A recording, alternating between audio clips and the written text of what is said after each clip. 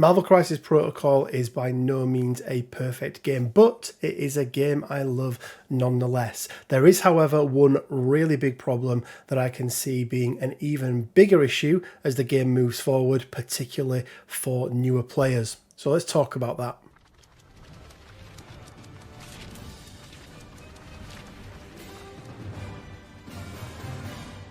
Hey guys, Rich from Rich Mid Gaming. I hope everybody is doing fantastically well. And before we jump into this video and what it is I want to talk about, I want to preface it with the fact that I do still love Marvel Crisis Protocol. It's still my #1 game. It's the only game really that I play to any sort of competitive level, and it's the vast majority of what I cover on my channel. And I do think, for the most part, that Atomic Mass Games have done an absolutely phenomenal job. We're in a position now where we've got well over 120 characters in the game, even more renowned that we've seen cards for. We've got almost 200 tactics cards, but it's neither the character cards nor the tactics cards that I want to talk about today. It is indeed the crisis cards and the issues surrounding them. So for anyone that doesn't know, crisis cards are essentially the scenarios that we play. It's what builds a scenario for each game that we play in Marvel Crisis Protocol. And when you're building a roster, you need 6 in total. You need 3 of the red extracts and you need 3 of the blue secures. So inside the core box, you do get 3 of each. You get 3 extract and 3 secures. So some would argue that starting out in the game, there is everything you need in that box to be able to get started with. And whilst the core box is still the place where I would absolutely recommend new players to go and start their game, we are getting to the point now where there are just so many characters in the game that we may not be far off that not being the starting point for new players coming in. We've got the new affiliation packs now that give us 4 characters and a whole bunch of cards from a particular affiliation. And a lot of people may come into the game and look at the characters that are in that core box and just decide, well, it's not really the box for me. However, the one thing that is drawing people to that core box and really making them have to make that investment are those 6 crisis cards that come in there. So outside of those 6, where else and how many other crisis cards can we find? Well, in total, there are an additional 18 crisis cards in the game. That is going to be 10 secures and that is going to be 8 extracts. However, again, if we are talking about the standard version of the game, that number reduces because we've lost Wakandan Herbs and we've lost Panic Grips, meaning that we only have 6, yes, 6 extracts in the entire game outside of the core box, so 9 in total. And then for the secures, we've got those 10 plus those 3 in the core box, giving us 13 in total. So first and foremost, for a game that has so many characters, so many different character packs, first of all, there's not a huge number of crisis cards in the game at the moment, and they do keep taking them away. And that's the first thing I want to address. I am absolutely fine with character cards being errated. I'm absolutely fine with tactics cards being taken out of standard play, so having that rotation system. Cards that were made 2, 3, 4, let's be honest, probably sometimes 5 years ago, you can't look forward to a character like Malekith, for example, and know exactly how he's going to work and understand the impact or the backwards impact he will have on those cards that are already in play. So I'm absolutely fine with that. But we have an abundance of Team Tactics cards in this game. As I mentioned, almost 200 that are released at the moment, and there's probably at least another 20 that we've seen the name of because they're character packs that we haven't yet seen that have been released. So there's a huge number to choose from there. But when we have such a finite number of cards in total, so if we add all of them up, we've got the 13 from the secures, and then we have the 9 guys. So that is only 28 22 cards in total, and 2 of them have been taken away, so it would be 24, but 2 of them have been taken away. It is not a lot. So that's my first gripe, is I really wish AMG would stop taking them away and errata them, make changes to them, because yeah, we are in desperate need for new scenarios. And actually, guys, in the last 25 new releases from Atomic Mass Games, only 2 of them have contained any new scenarios, and I don't think that number is good enough. I want much more variety in the game, because you tend to find, I don't know if you guys find the same, but you're playing the same crisis over and over again. So that's my first thing, that's my first little gripe, is they need to stop taking them away from us, they need to errata them, and they need to include more of them available, but not necessarily in the character pack. So what is my other problem? Well, my other big problem, and I'm don't take this the wrong way, guys, but for me, this actually doesn't affect me in any way, shape or form. I've been playing the game from the very, very beginning, or almost, from the very beginning. I've been able to build my collection over time.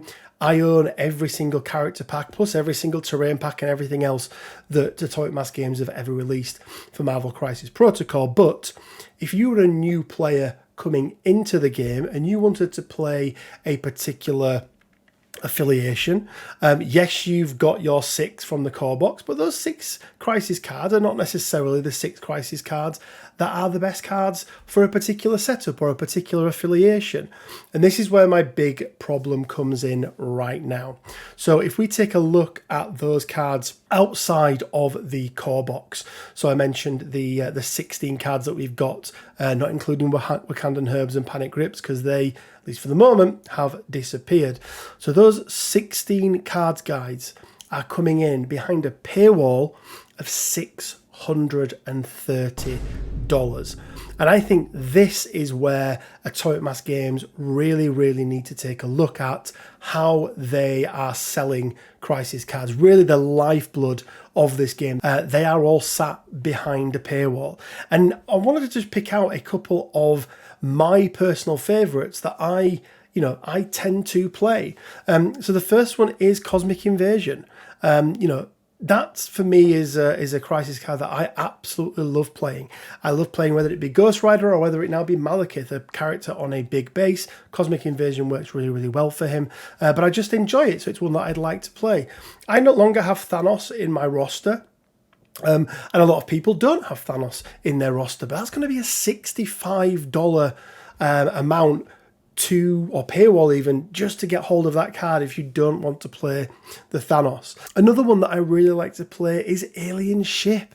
Again, it's behind that $35 paywall of MODOK. Now, I understand that that's not the only thing that we are getting from that pack, but it's really, really important for Atomic Mass Games to realise that for some players, that's the reason that they are having to go out and buy these character packs. I took a quick look at the winner of the last TTS League. So this was Morgan's roster. I'm not going to go through his full roster, but he had in there Mutant Madmen, Sword, Mutant Extremist, Wakandan Herbs, and Montesi Formula. They were 5. He had one that came from the core box, but those 5 tactics cards from those character packs, which came from Storm and Cyclops, Domino and Cable, Magneto and Toad, Black Panther and Killmonger, and Doctor Strange and Wong, the only other thing that he used from all of those character packs was Toad. So at retail price, that's $205 for 5 cards and 1 little plastic miniature, which I understand and get. He's still got access to all those other ones, but I really, really think Atomic Mass Games need to look at and need to change the way that they provide crisis cards to us. And I want to look at a couple of other examples from 2 other games that I play. The first one is going to be the Middle-earth strategy battle game. Now, I only play the Battle Company's version of this game. So I went out there and I actually got it on my phone. I got it as a little e-reader, ebook thing. I paid £15, so give or take $18, $19 for the MESBG Battle Company's book. And in there, it contained 18 different scenarios. So as well as everything else that was in there, it had 18 scenarios, and they weren't cards. It didn't need anything extra in there. It was just the layout of the map and how it worked. And I get that there are tokens that are associated with these setups, but they are very, very easy to do. You could even have generic ones. But anyway, the other one is Star Wars Legion. And I just recently picked up the Vital Assets. That had 9 different battle cards, plus a whole bunch of other plastic and other cards in there as well. So some of the scenarios needed little figures that came with them. There's some little scenario pieces, so rather than being tokens, they're actual plastic miniatures, but on little bases and things, plus a whole bunch of other cards that are needed for some of the supplies and things that you get. And that cost me $30, and that one pack provides me with 27 different combinations of scenarios, plus all the plastic and everything else. Now, there's a reason why I've waited until now to do this, because we recently had the Card Pack 2022, which gave people access to a whole bunch of cards with the new symbols on and everything else, the new orientation of the character cards. And I was really, really hoping that at Ministravaganza this year, there was going to be an announcement about a new way to get hold of a Crisis card pack. And I think it's something that they really, really need to do. I think most players out there, if you were to ask them, especially new players coming into the game, would you be willing to spend $25, $30 on a card pack that included all of the current Crisis cards? It included all the tokens and everything else there that you needed. I think a lot of players would say yes. I really, really do. And I think a lot of players are actually going to do the opposite, and they're going to go out there and start printing these cards off. And I'm getting to the position where I kind of don't blame them. Now, you guys have heard me talk about 3D printing in the past, and I think there's a significant difference between going out there and 3D printing a model without going out there and buying the card pack or the character pack, in the first place. I personally don't think you should do that. I think you should go out there, you should spend the 29, 30, 35, however much it is on that character pack that has the character and everything else in there that you need. But that's for the characters, right? That's the bits of plastic that are the tangible things that we get to build up and paint and play with and everything else. But if there is a card that you want behind a 25, 30, 40, 50, sometimes, let's not be, 65 upwards dollar paywall, then I kind of get why people are going to start looking at just going to MCPDB, going to Cerebro, going to TTS, wherever else, grabbing hold of these assets and just printing them off themselves for use at home. Now, would they get away with it in a tournament? Who knows? It would be down to ATO. But I think we're getting to the position now where for a new player coming into the game, having to drop so much money on character packs that give them not necessarily the characters or tactics cards that they want, but just for the Crisis cards is not the right way to move forward. I would love Atomic Mass Games to release a booster pack that let people buy all of the Crisis cards that they wanted that had been released. And then moving forward, I don't want to see Crisis cards sat in character packs. I think it's the wrong place for them. I think what they should be looking at doing is putting together a group of maybe 4, 6 new extracts and Crisis cards. So, 8 or 12 different cards in total with all the cardboard and everything else that you need in there, putting them in a pack, labeling it, slapping a $30 price tag on it, and people will buy it. But that is just my thoughts, guys. Let me know down in the comment section below. Do you agree? Do you disagree? And if you do disagree, let me know whether you disagree with the whole idea of what I've said is completely wrong, or if there is just a better way to do it. Because I really think it's something that is only going to grow in problems as we add more and more characters into here. Because I know so many people that just come into the game and go, I love X-Men, that's what I'm going to play. And then they realise, well, actually, to pay X-Men effectively, I need to go out and buy this character pack and this character pack and this character pack, and they don't want to do it. So I think, yep, stake in the ground. We need a new card pack that has all the Crisis cards in them, and then moving forward, we should not have Crisis cards sat in character packs anymore. They should release them as a separate thing, and people would be willing to pay.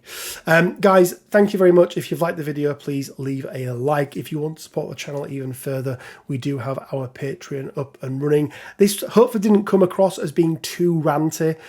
I really, really love this game, and I want the game to continue into the future because it's the game that I love the most. But I think this is a real hindrance at the moment for new players coming in. Guys, if you haven't checked out our Discord yet, head on over and check that out. It's a great place to be. Over I think like 600 people on there now, something crazy like that. And as always, guys, it leaves me with just enough time to say stay well, keep safe, and until next time, bye for now.